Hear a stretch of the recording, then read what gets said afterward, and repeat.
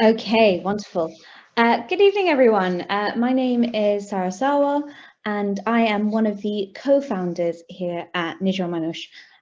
We are really, really excited to be bringing you our 10-week training entitled Bangla Fora. So good evening, everyone. Assalamu alaikum. So lovely to be here with all of you, and just excited to have lots of conversations, discussions, adda hora, and just hopefully, we learn from one another and get to exchange our knowledge, our thoughts, our own experiences of growing up as racialized folks, and especially Bengalis who are in the audience as well. I'd love to hear from you as well. But yeah, as Sarah said, as we're going along, if there are things that I say that you don't understand, you want me to elaborate on, I would be more than happy to do that. So please just put it in the chat for me, please. So in the meantime, I'm just going to go through a few slides with you, and I guess I'd like you to sort of keep this question that is on your screen right now in mind. So what do you think Bengalis were doing in Britain during the 1971 Liberation War? So maybe you told stories by your relatives, by your parents, by your grandparents, perhaps great-grandparents, what they were doing, what they, where they were, what they were sharing, what they were eating, what they were wearing. It could be anything. So, we'd love to hear some of your stories. So just to move on to the next slide, please.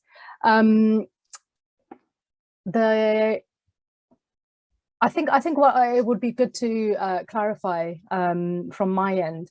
So as an academic, I was working on a project across UCL and University of Surrey, where we did a project on looking at Bengalis transnationalism and citizenship, and we were particularly paying attention to Bengalis in London, the borough of Tower Hamlets. Then we looked at Bengalis in Luton.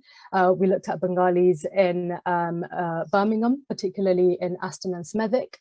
And then we also looked at the Bengali community in LA, so Los Angeles. So those of you who may not know, next to Koreatown in LA, there is an area called Little Bangladesh. So it's like the Bangla town of Los Angeles. And during this research project, we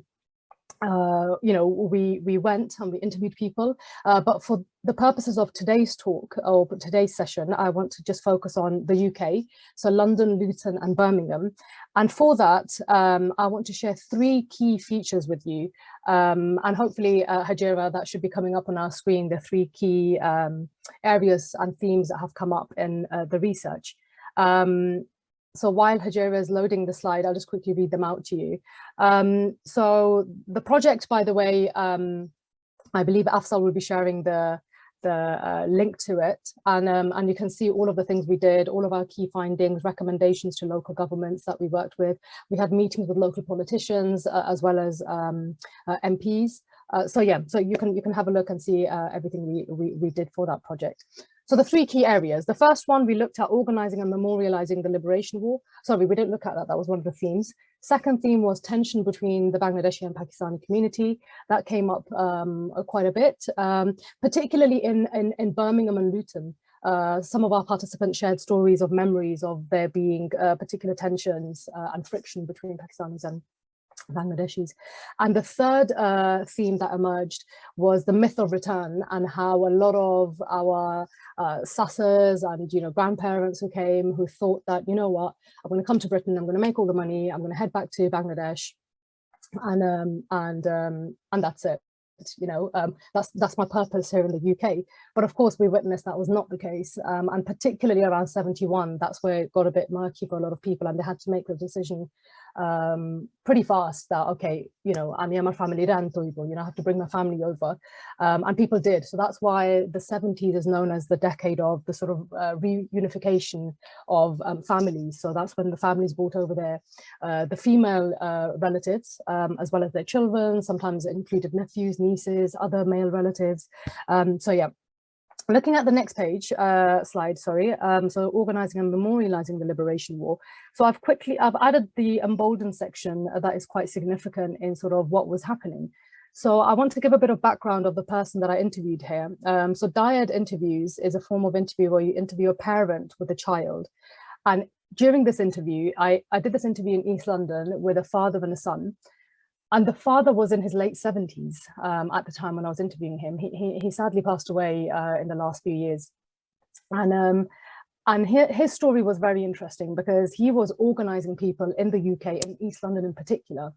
And when I asked him when he sort of set up a lot of his organizing, it was particularly around when Sheikh Mujibur Rahman got arrested.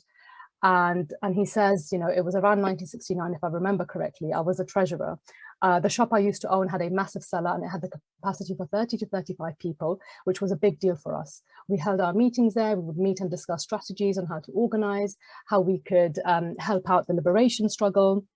We fundraised money to send back home. We reached out to the local councillor, who at the time was a gentleman called Thomas William, and sent him to Bangladesh, then known as East Pakistan, so he could go and keep an eye on the case.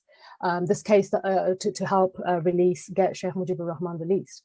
And he said that the council wasn't allowed to be there because they didn't want a foreigner to overlook the case, and he came back to London. And when Pakistanis found out that this uncle and other uncles with him were doing this, their shop was smashed up on numerous occasions, and on 2 occasions. And this was also another form of tension that he sort of brought up in this conversation. And interestingly, in this interview, and I haven't included the quote on one of the slides, but this uncle continues to speak about how he actually sent money to people he knew in Kolkata, and those people then took particular types of clothes. So his concern was, amra betainte longif India, muktijudda tara longif India maid khoda. So they're fighting out there in their longis. So for the non-Bengalis in the audience, longi is the sort of skirt-like garment that Bangladeshi men wear. And he was saying, because we wanted them to be comfortable in the fight, and we wanted to support them. So he said they bought a lot of trousers for them, and then sent the trousers over from Kolkata, and made sure that the people who were there in Kolkata took it over to East Pakistan or Bangladesh. So it was just really interesting to see how they were thinking about the nitty-gritty of how to fight back. So the second theme I had raised was the tensions between Bangladeshis and Pakistanis. And as we picked up throughout this particular project that I worked on, is that this theme came up in Luton in particular, and Birmingham, because there are significant Pakistani communities in both these areas. Excuse me. And so it came up mostly in those two areas where we interviewed people. And this one particular uncle that I interviewed in Luton with his daughter shared stories of having memories of there being tensions in school, sometimes outside of school. But because they knew, one of the reasons that there was the tension, but they had to rein it in because there was a recognition that, look, at the end of the day, we're all Pakis here. They're going to come for all of us. So in a way, Pakistanis and Bangladeshis had no choice but to unite in this sense, recognizing that, we need to come together here because of all the racism we're experiencing. So that was just one example from Luton. And then the third theme, the myth of return, was turned on its head, particularly by the developments leading up to a 1971 war.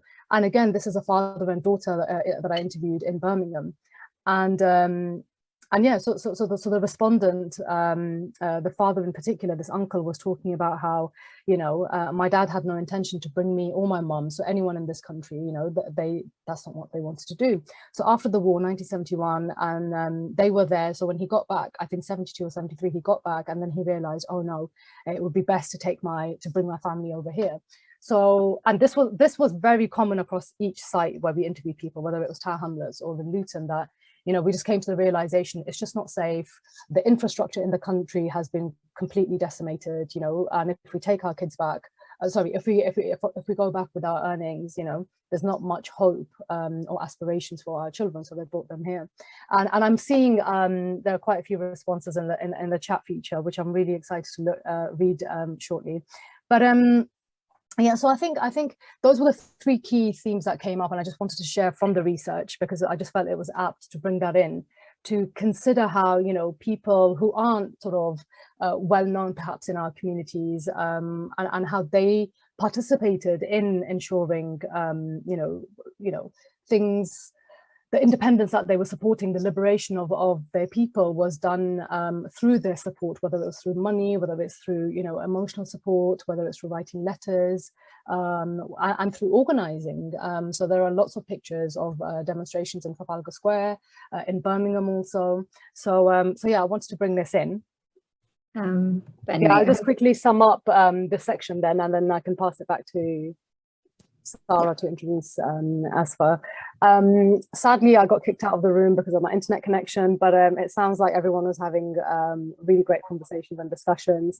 And I guess just to summarize, and if we can get the slide up, the Bengalis in Britain is, I guess the conclusion or the summary here is that Bengali and Bangladeshi political organizing had its own specificities and pattern of organizing before, during, and after 1971.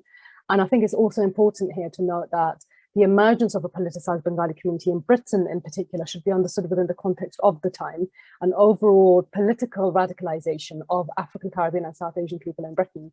And in the next section, you're going to be having a chat about all of this with the incredible Asfa, who I believe Sarah will be introducing to you guys now. Excellent. Sorry, can we all hear me again still? I'm assuming. Yeah, we can hear you. Yes. Okay, thanks. I just got kicked out of Zoom, but now I'm back, so it's fine. So our next speaker is Asfar Shafi. I already introduced him at the beginning, but he is our resident researcher and organizer with a focus on national security policies and imperialism. Asfar is incredibly knowledgeable, and we're really lucky that we have somebody that is so knowledgeable speaking to us with us today.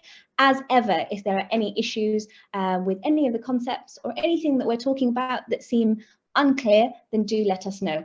Just based on some of the feedback, we will be sharing notes that will be available on the website at the end of today's session, as well as a recording of the entire session for you to look through in your own time. Thanks a lot. Over to you, Asfa. Cool, thanks a lot. Hi everyone, assalamualaikum. My time is short and my content is long, so I'm going to proceed quite rapidly now. Yeah, so look for this slide, just as a first starter off. If in the chat, please comment on any like events or incidents, organizations, or any even individuals, I guess Black and Asian history in Britain from around the 1960s and 70s that you're aware of. Just not to question anything goes, you might have heard something in passing. I read an article, seen a documentary recently. Be good to see what the gauge of level knowledge like yeah, in those decades.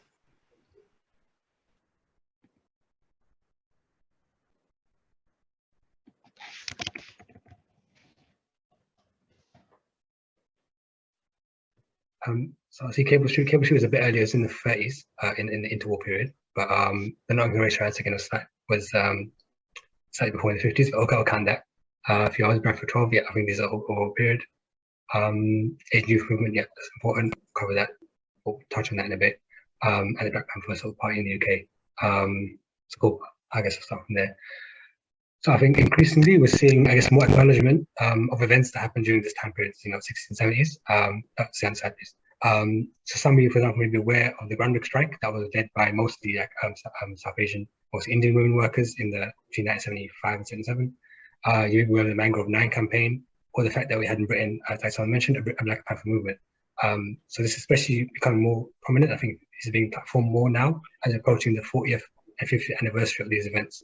But I guess what we want to do is manage to move away from seeing these events in sort of isolation. I think often presented as individualized sort of cut and paste issues that emerge, or I guess as discrete episodes. So instead, we want to place all these events, these incidents, these developments, what we're going to call them, within sort of the proper political context, or within wider political context. So yeah, this slide is.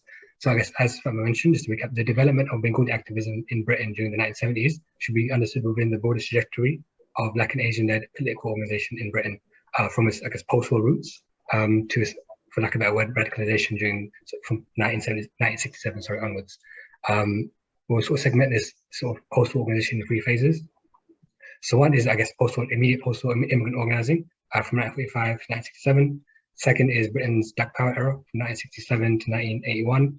And third, we won't touch on it now, but we can just be aware of it, is, I guess, the post-Black Power era and what became the emergence of state multiculturalism from 1981 onwards. Yeah, we won't cover the last one, but touch on the first two. And next slide, please. So the first generation of post-war political organizing, obviously the word Black people in Britain prior to World War II, but we'll sort of set that aside for now. But yeah, the first generation of post-war organizing was, again, led by immigrants of the new Commonwealth. So as mainly sort of ex-British Caribbean and people from the Indian subcontinent who migrated here were brought in as subjects of the Commonwealth, or the new Commonwealth at the time. So the major organizations of this time, so there were a few quite prominent ones, but they're often bound up with politics from back home, right? They were sort of like, they weren't quote unquote purely British. They were sort of often intimately connected, but had an umbilical cord to what's happening back home. So for example, one prominent organization among the Caribbean population here was the West Indian Standing Committee, or Standing Conference. And that was coordinated in its early days by sort of the West Indian High Commission in London. So again, what happened, basically quasi-organizational body is what ended up being, because it's coordinated for the High Commission. Meanwhile, the Indian Workers Association, which you may have heard of, is actually refers to multiple organizations and not one organization, but I guess in general, the Indian Workers Association included, that was also influenced by politics back home. It underwent like a number of splits, which sort of mapped onto the splits of the Communist Party in India back home, which they sort of originated from. So for example, in 1964, the undivided Communist Party of India underwent a first split between the Communist Party of India, what is now known as Communist Party of India Marxist, and that was related to sort of issues of how they relate to their relationship with the Congress Party and the Indian government back home, as well as issues of Sino-Soviet split, which we don't go into detail on. And that in turn led to a split in the Indian Workers Association in Britain along those similar lines. Then again, there was a further split in 1969 with a breakaway group from the CPI Marxist into CPI Marxist, and this is getting quite elaborate there now. The idea is that, again, these sort of developments like they led to more fragmentation back in England too, in Britain with the IWA. So again, more importantly, so the fact that they're one, connected to politics back home, and two, the fact that they organized through very like a broad front model of politics. So they had quite close relationship with like white liberals, the white left, trade unions, and so on. Often exerted like a moderating influence on the politics. So sort of like they adopted more of a power broker model, sort of like a more extensive approach rather than what you call more militant approach to racism. So the high point of this era was the passage of the Race Relations Act 1965, which was in any case a lot more toothless than the organizations had lobbied for at the time, but that was still, I guess, the main crowning achievement. As politics in Britain began to shift, as we described in the following slides, a new generation emerged from 1967 onwards, and the first Black Power first Black Power organization in Britain formed during the visit of US Black Power leader Kwame Ture, formerly Dr. Carmichael. So yeah. So what we have now, yes, I'm covering the last speech. So while sort of these post-war immigrants from 45 face deep-seated racism, both interpersonally and institutionally, official government policy by Britain still remains somewhat open to them. They're welcome to come in. The experience here was pretty awful, but they're welcome to come in because they'll need to for the post-war reconstruction of Britain. But as sort of during the course of the 1960s, the post-war status quo began to unravel. So that led to an era of like sustained political polarization and like realignment, basically, similar to what we've seen in the last few years in Britain as well again. So during this period, we saw the emergence of, on one hand, the emergence of the sort of socialist new left. We also saw the new right, which is eventually consolidated into power by Margaret Thatcher and her sort of wing of the Conservative Party, which came into power in 1979. Alongside this, which is often maybe left out of the picture, is the emergence of Black Power at the same time. So Black Power in this context, in Britain, first organizations of both African, Caribbean, and Asian descent, and there was no like one organization that claimed the title. It was not like single tendency or political influence by it. It was a broad era or umbrella under which organizations, a period in which organizations came into being, came organized through the ethos of Black Power. So yeah, during this time, the very concept of Britain and Britishness was being redefined and sort of rebounded. As Britain was undergoing transformation from the British Empire into the modern British state, like legally, juridically, and so on, is being sort of transformed. As part of this redefinition of Britain, immigrants from the former colonies were increasingly being identified as undesirable, no longer welcome, and a series of anti-immigration laws were codified during the 60s, from 62, 68, 71, and 81, which sort of, again, placed these immigrants effectively outside of the boundaries of Britishness. So yeah, the question of immigration again was central to this sort of polarization, political polarization of this time, and is famously symbolized by the emergence of powerlism So here, the guy here on the left is Enoch Powell, who was at the time a Tory cabinet minister, and his speech, which is known as the Rivers of Blood speech, I guess brought to fame. So if you can hear the audio clip now, please. In this country, in 15 or 20 years' time, the black man will have the whip hand over the white man. We must be mad, literally mad as a nation, to be permitting the annual inflow of some 50,000 dependents who are, for the most part, the material of the future growth of the immigrant-descended population. It is like watching a nation busily engaged in heaping up its own funeral pyre. Yeah, so that speech is known as, or was part of, his Rivers of Blood speech delivered in Birmingham in 1968. So that called, among other things, for the repatriation of like foreigners, immigrants, and their children. So in some ways, Powell is, I guess, emblematic of a certain like type of classic right-wing anti-immigrant demagogue in Britain. We've seen many of those over the 20th century and nowadays too. It's also important to see how Powell himself was the political expression of the British Empire in decline. He had a particular role to play. So by the time of his speech, Britain had, decolonization was fully underway. So it got turfed out of India, got turfed out of Ghana, Britain got turfed out of Jamaica, and in Egypt, they sort of snatched back the Suez Canal. So in effect, Britain's position on the world stage was being brought into question in a major way for the first time, or in this memory. So in turn, we saw the rise of a new kind of like, I guess, reactionary British nationalism in response to this new position, which is expressed foremost in the opposition to foreigners or immigrants. So in summary, just to recap, we see one, Britain in decline globally and facing economic issues. This is in turn being turned on to immigrants who have always been exploited and excluded in Britain, but also now being rendered undesirable too.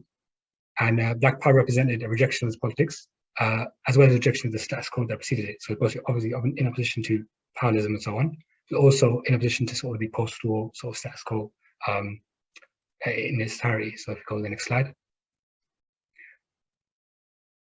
What we have here is a clip from a 1978 documentary, which was actually banned at the time from British TV, called Black Britannica. The speaker here, who's here now in this brief clip, is A. Sivanandan, who was the long-time director of the Institute of Race Relations. And what he's doing now in the speech is describing the mood of this new era of youth organizing under Black Power. What motivated them was the impossibility of living in this society with any sort of dignity, with any sort of family life, and be marked out as a section of the community which was totally undesirable, unwanted, rejected. That is the significance of the Spaghetti House siege. And that is only a part and parcel of the things that black youth have been saying.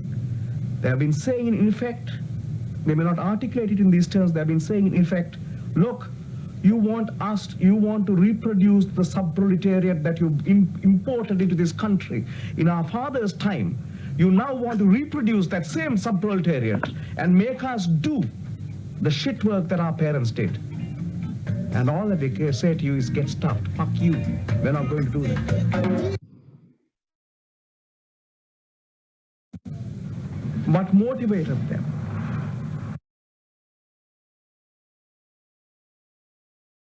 Sorry, I've been excessively thinking. So in that clip, Sivanandan describes the way the immigrants were, one, obviously the poorest and I guess super exploited section of Britain's working class. So what he described as sub-proletarianization. Obviously proletariat referring to the working class, the labouring class, the exploited class. So basically there's this exploited class within the exploited class where immigrants were in Britain. So I guess the question I want to ask, or what you're thinking about, just comment in the comments, is I guess what does this type of super exploitation look like today in Britain? Like where in Britain would you find this sort of super exploited subsection of the population? Who is more subject to it? So again, not trick questions. Any thoughts to put in the comments? Any maybe major flashpoints you might have heard in the news, incidental scandals?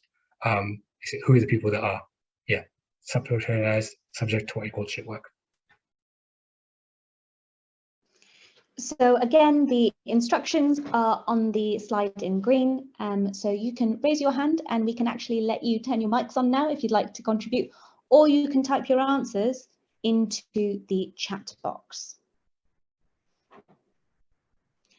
So we've got some comments saying those with precarious immigration status, undocumented migrants, boohoo workers, modern slavery, disabled people. And Asford, let me know when you would like to stop the feedback. That's good. Keep going. But yeah, I think people have touched on the issue of like immigration and undocumented workers, undocumented immigrants. Sorry. I think the main takeaway, I guess, is that we have some examples, like someone mentioned the boohoo factory in Leicester, which are running like effective social factories. We also see like irregular immigrants, undocumented immigrants in Britain are often heavily exploited in the catering and business, so beauty industry. On one hand, obviously they're paid like terrible wages, but also their whole status is very precarious, where like, you know, can be subject to raids, and their bosses can use the threat of like subjecting them to raids or, you know, forming on them to Home Office to sort of you know, cow them into silence, so they don't sort of organise for better wages or better rights. So I think the main takeaway again is that the sort of tiered immigration status in Britain and sort of the, you know, it's a tiered racial system in Britain, which often intertwine with one another. You can't talk about immigration in Britain or talk about race and vice versa. So interconnected, right? So they are the chief means of like segmenting and exploiting the working class in Britain. So again, this will raise serious questions about the way that the working class is constructed in Britain. I think often we've heard in the last few years, especially sort of very reactionary idea of trying to present working class or the authentic working class subject as effectively the white individual up in the north of England, right? When really it's always diverse internally, but more importantly, it's tailored within there, and undocumented migrants out of various races and ethnicities are always made in a position whereby they're slotting in at the bottom and sort of underwrite the rest of the sort of economy in Britain.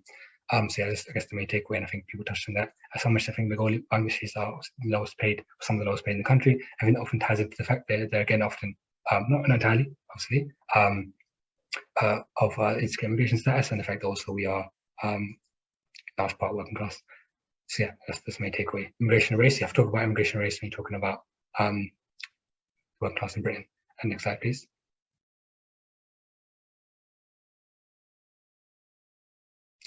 Yeah, so just to recap again, so Black Power in Britain refers to organizations or people organizing of African, Caribbean, Asian descent. It wasn't a unitary movement. There was no one Black Power organization that sort of fed others. But it was an era with like numerous campaigns, splinter groups and subsections and organizations and so on. But what's important is that Black Power in its entirety, as a politics, as a consciousness, as an ethos, is sort of representing people who are subject to like triple exclusion within society. So on one hand, they were subject to the exclusionary experience of racism, so social exclusion, sorry.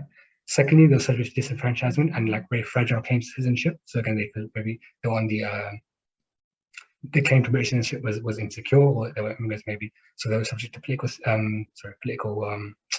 exclusion. And thirdly, they were concentrated within insecure, precarious, and the unskilled strata of the job market. So again, economic exclusion. So within sort of like overlapping areas of exclusion, you find sort of the emergence of Black Power as a political expression of people rejecting this arrangement, rejecting the fact that they're the bottom of society, rejecting the fact that they will be, targeted by immigration powers, targeted by unscrupulous employers, targeted by street racists too. Cool. So, as mentioned, during this time, the 1670s, there was a bipartisan consensus was emerging on anti-immigration laws. So both parties were willing to move, even if Labour protested against them when they're outside power, when Scotland government readily passed them, sometimes faster than the Conservative Party. So again, Black Power was the expression of objective and subjective factors. So on one hand, the objective factors were that obviously the fact that increasing number of racist powers have been codified into law, the fact that many of these people were first generation British citizens rather than immigrants like their parents, they had citizenship status. But subjective factors include the end of the myth of return that I mentioned at the beginning, the idea that these people who've grown up in Britain know nothing other than Britain, have no intentions of like leaving, going home, quote unquote. It's also important to note, finally, that the 1960s and 70s were a time when across the world, especially in the global south, or what used to be called the third world, people were on the move, right? So Black Power in Britain emerged as part of a global 1960s, which also saw the rise of Black Power in America, of course, from where it's got its name, but also the Vietnamese struggle against American invasion, the anti-colonial movements in Southern Africa, the intensifying struggle against Zionism by the Palestinians, the development of the Cuban Revolution, and sort of adopting socialism as its organizing creed. So again, for each of these struggles, they were rooted in their own conditions, their own circumstances. There was no like international body coordinating them all. But the late 60s were like a period of upsurge worldwide, and they had, basically, they came together collectively to give a powerful sense that the tide of history was turning in our favor for the first time, and so we got I guess can't really understand Black Power and why it was as militant and sort of as active as it was, without understanding we emerged in a period when it seemed that the initiative was asked for the seizing. And on that note, I'll leave it and pass back on to Fatima. Actually, have a break first, then Fatima. Welcome back, everyone, and great to see that most of the people are still here. In fact, the vast majority are still here. I've been told I spoke very fast in the last section, so please just put it in the chat if you feel I'm speaking too fast, I'm not being very clear, or I'm using language that is inaccessible. Please just raise that in the chat. So in this next section, what I want to do is for us to consider sort of the generational and ideological break that sort of came about. And I want to particularly focus on the sort of post-1967 generation that gave voice to a generational and ideological break from the form of organizing undertaken before. And this clip in particular of Nurul Haq is really quite powerful and emotive in the way he captures this, and it's from a documentary called Credo, which I believe the link will be shared shortly in the chat. It's called Credo, CREDO, and it will be it's available and free on BFI Player. So it's only a half-an-hour documentary, but yeah, if we can play the clip, please. Thank you. But despite the skepticism of many older Bengalis, the signs are that the community will increasingly take matters into its own hands in future. Nurul Haq. But despite the skepticism of many older Bengalis, the signs are that the community will increasingly take matters into its own hands in future. Nurul Haq believes that his fellow Muslims are being shaken out of their traditional attitudes. They have changed. If you attack a youth of our community, you get the answer. There's no doubt about it. We make it crystal clear that we will not tolerate that nonsense. We are the rightful citizens of this country. We are not sheep deserters. We have not come here unlawfully. We have come here as a legacy of imperialism. We have come here legally, and we have been accepted by the ordinary people of this country.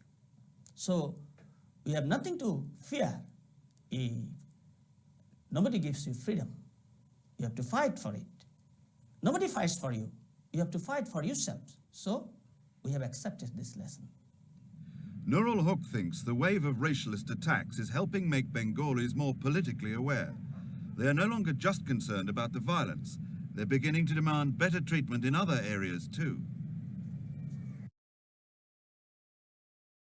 Thank you. So I think it's really important here to note that it was during that period where people were just realizing that, we're here to stay and we will fight on these streets that are our streets. And someone, Shaira in the chat mentioned that Nurul Haq looks like your Bangla Fora teacher, which is likely true because Nurul Haq, along with his wife Anwara Begum, set up one of the Bangla Fora schools in Tar Hamlets. You can still see the sign which we used in our second and third slide. It's the Eastern Community School, which he and his wife set up.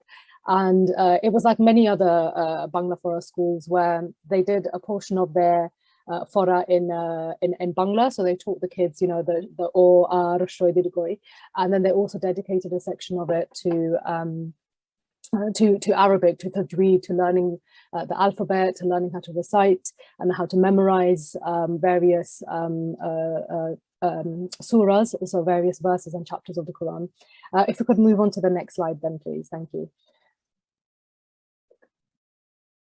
So yeah, so as Nurul Uncle mentioned in that clip, is that people were just fed up. People were getting sick and tired of being treated like they were sheep, that they don't know how to fight the system, because there was a sort of colonial framing around South Asians, and there was a particular hierarchy that was created.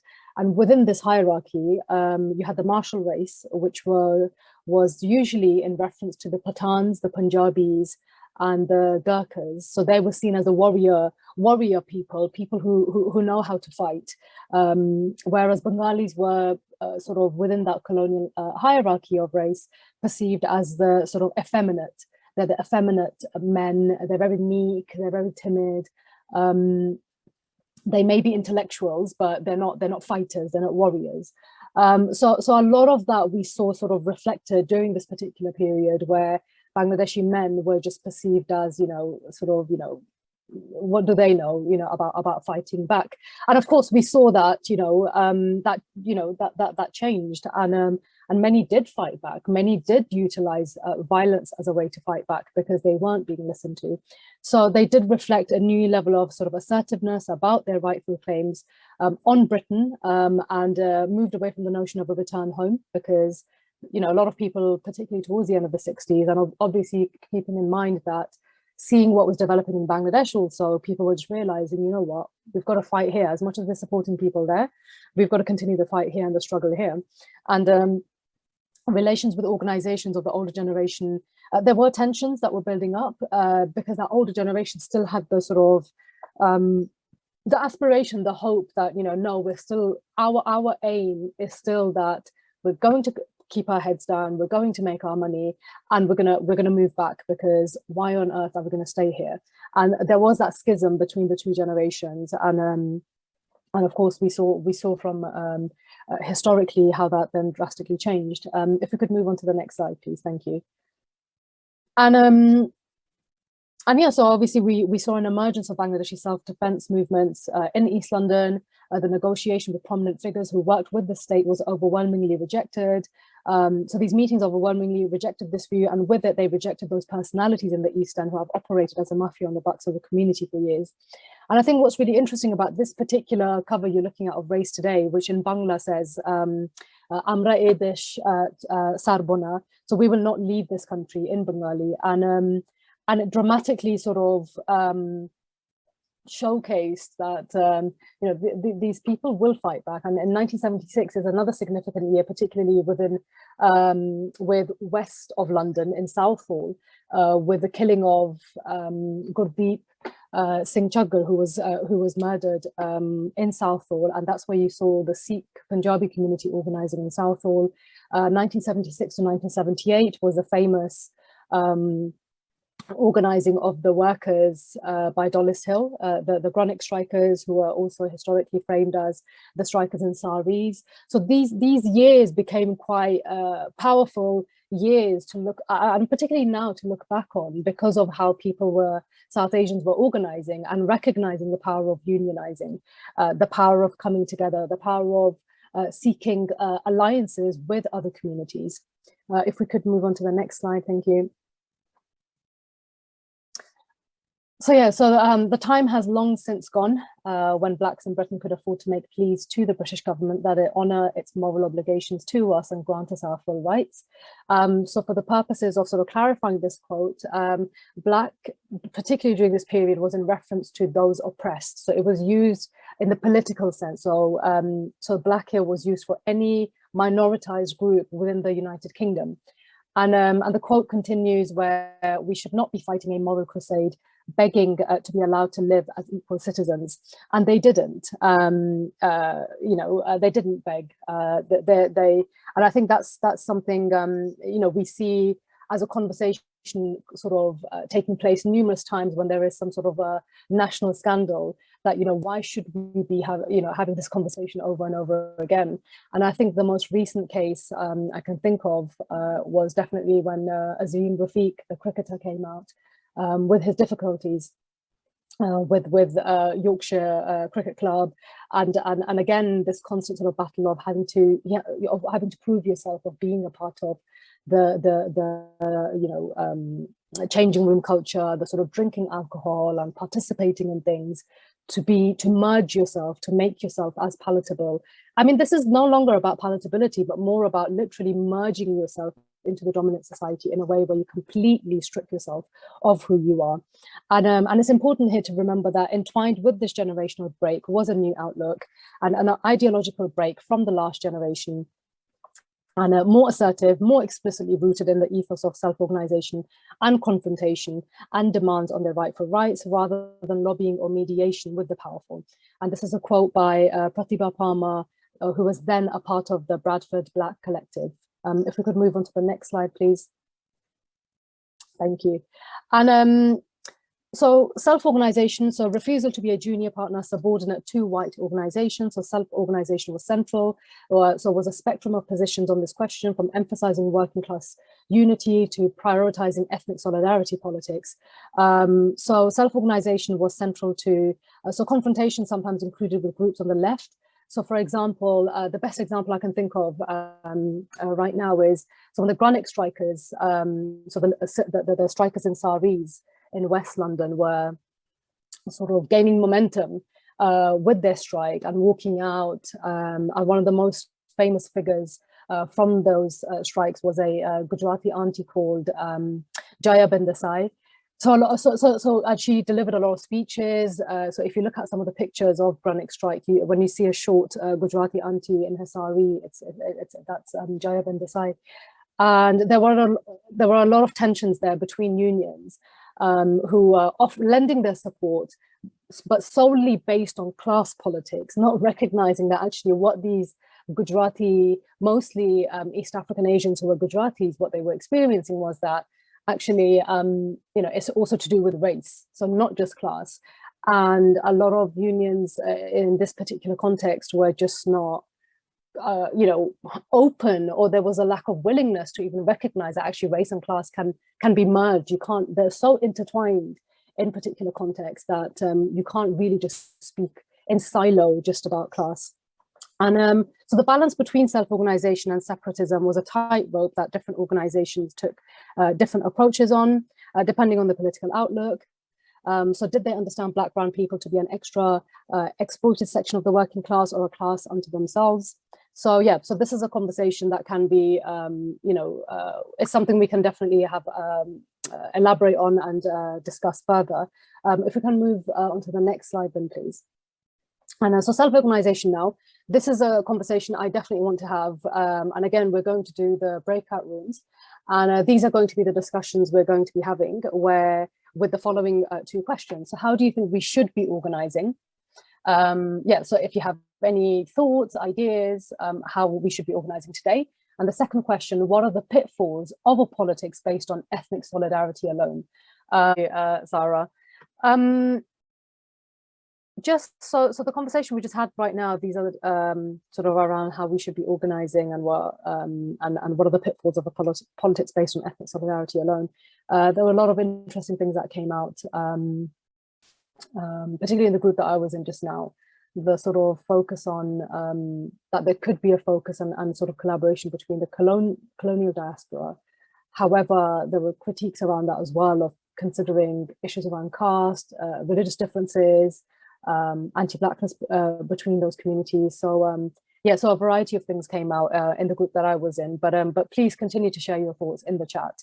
If we could move on to the next slide then, please. Thank you.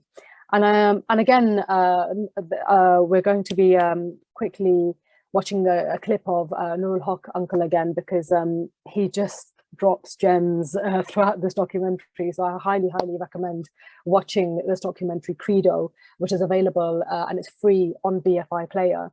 And here he addresses particular points I want to raise some questions around. So let's watch the clip first.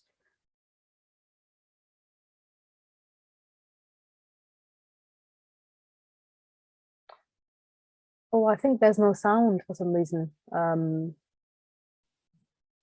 Majora. Sorry, let me try that again. If you could, please.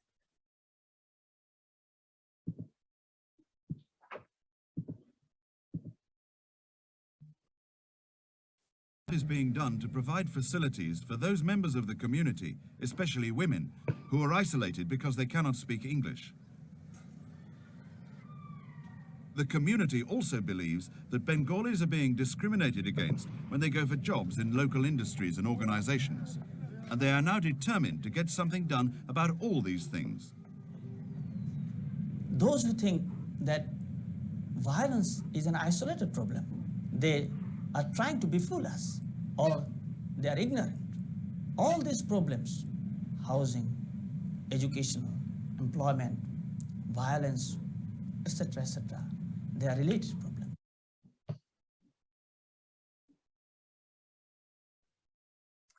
Thank you for that. So yeah, I think the points raised here, particularly Nurul Uncle's point about violence is not an isolated problem, particularly in relation to housing and education. I mean, we saw that because there were a lot of struggles against housing, and we witnessed the Bangladeshi squatters movement.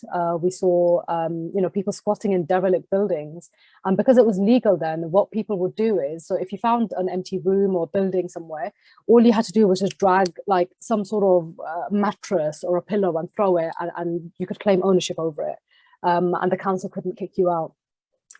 So for housing purposes, that's what a lot of Bangladeshi families had to do, was squat around Spitalfields area to basically find decent housing because the council wasn't allocating them any. And then with regards to education, there was another struggle of trying to get decent schools, and what was happening was because there were more and more Bangladeshis arriving, there were fewer spaces available in schools. But if we look at this, so the creation of a radical community, so central to self-organization was the construction of radical communities, from bookshops to housing campaigns to strikes. Self-organization was reflected in an ecosystem of our own, from Moss Side in Manchester to Banglatown. And it was almost like a parallel society in Britain, where the ideological and organizational infrastructure of struggle was rooted and put to service of campaigning. And we should move beyond an essentialist idea of community, one that is merely bounded by skin tone alone. And this was the emergence of a politicized notion of community, one that was built, not just found. And I think this is quite an important point. We've been very eager to raise for this session, and hopefully in all the other sessions, is that it is important that the community we want to support, that we build with them and build for them, and it's not just done in silos, in isolated ways. And just to move on to the next slide,